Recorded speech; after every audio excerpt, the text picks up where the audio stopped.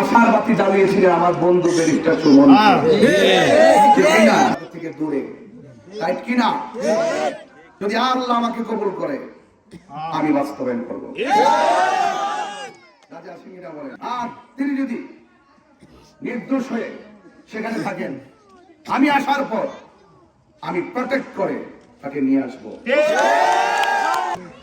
আজ আমি আপনাদের সামনে আসন্ন ত্রয়োদশ জাতীয় সংসদ নির্বাচন হবিগঞ্জ ৪ চুরারঘাট মাধবপুর আসন থেকে মোমবাতি প্রতীকে নির্বাচন করছি।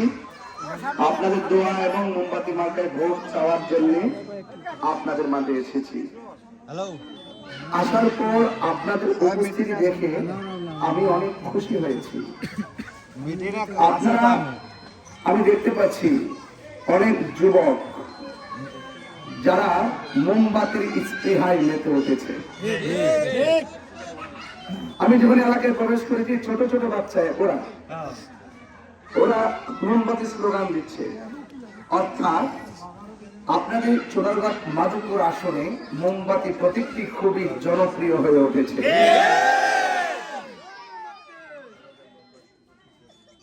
অনেকে বলেন যে আমি তো এলাকাতে কখনো আসি নাই, দেখা হয় নাই, অনেক দূর।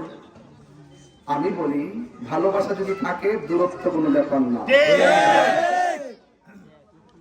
সেই জন্য আমি কেমন বাংলাদেশ চাই, কেমন জোয়ালভাঙ্গা চাই, কেমন চাঁদপুর চাই, কেমন চুনারঘাট চাই, কেমন মাধবপুর চাই। আমি চাই এই চুনারঘাট মাধবপুরে প্রত্যেকটি মানুষ শান্তিতে থাকুক, নিরাপদে থাকুক, সম্প্রীতিতে এগিয়ে আসুক।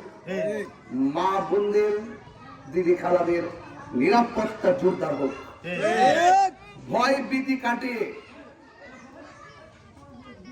ভালোবাসার স্পৃহায় মেতে ওঠে, সমাজের যাবতীয় অন্যায় অবিচার দূর করে একটি শান্তির জোয়ালভাঙ্গা গড়ে উঠুক।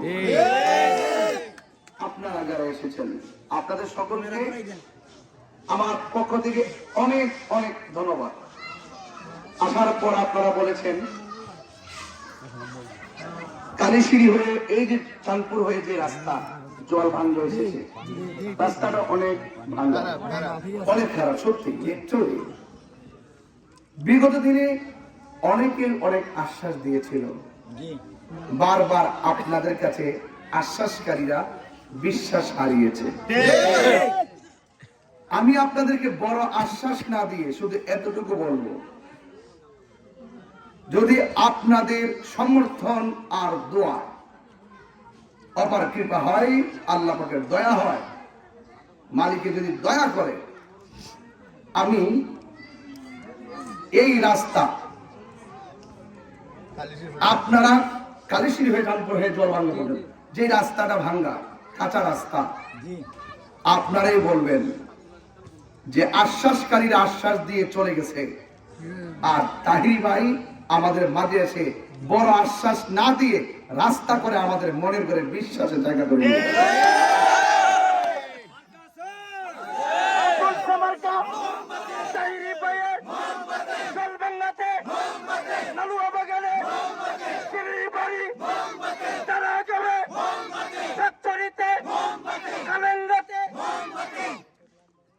আমার ভাইয়েরা,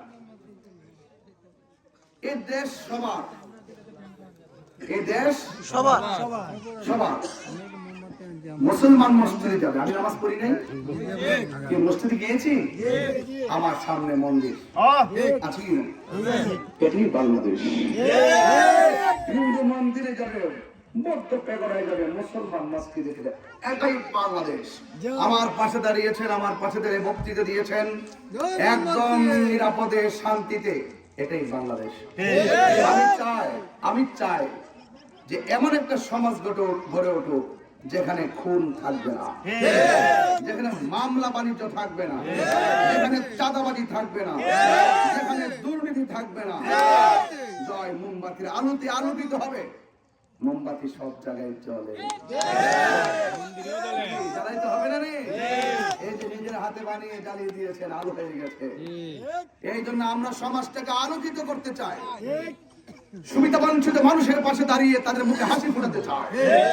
এবং আমার যারা মেহনতি মানুষ রয়েছেন, যারা চা শ্রমিক রয়েছেন, আপনাদের যে ন্যায্য যতটুকু প্রয়োজন আপনারা পাচ্ছেন না। কিন্তু আপনাদের ভোট নিয়ে সংসদে অনেকে যায় কিন্তু কথা বলে না। আপনারা আশার বাতি জ্বালিয়েছিলেন আমার বন্ধু ব্যারিস্টার সুমন, এই জন্য পথ পরিবর্তন যেগুলো প্রেক্ষাপটে তিনি আজ আপনাদের থেকে দূরে, তাই কিনা? তিনি যে আশ্বাস দিয়েছেন সে আশ্বাসগুলো যদি আল্লাহ আমাকে কবুল করে আমি বাস্তবায়ন করব। রাজা সিংহরা বলেন, আর তিনি যদি নির্দোষ হয়ে সেখানে থাকেন, আমি আসার পর আমি প্রটেক্ট করে তাকে নিয়ে আসবো।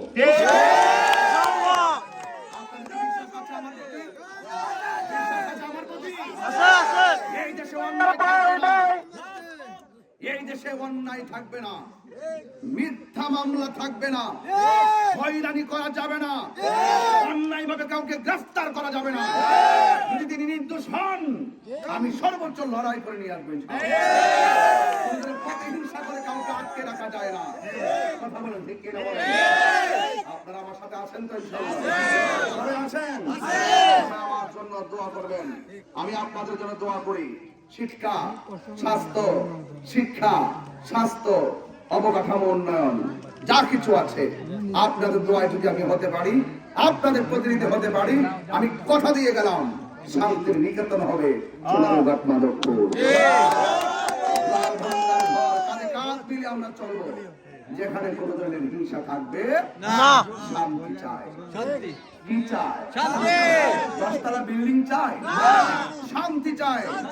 শান্তি যদি অন্তরে থাকে গাছতলায় বসে শুটকির ভর্তা দিয়ে খেয়েও শান্তি পাওয়া যায়।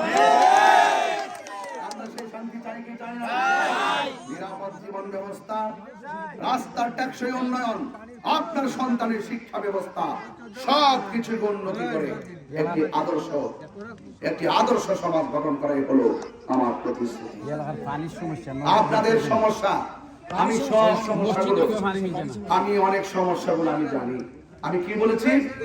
বেশি আশ্বাস দিব না, কাজ করে বিশ্বাসী হব।